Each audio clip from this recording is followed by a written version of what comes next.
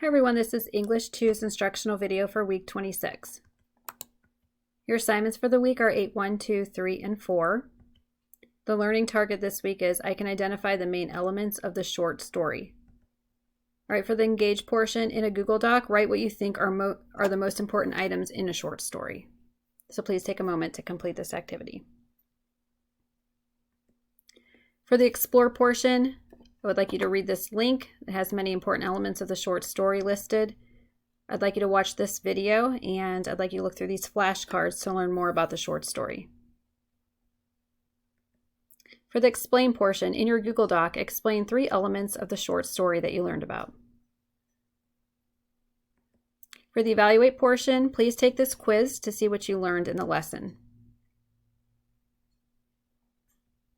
For the elaborate portion in your Google Doc, choose a story and write about 3 of the story's elements, like plot, conflict, character, setting, foreshadowing, flashback, anything that you learned about. And there's a rubric on how you'll be assessed, so please take a moment to complete.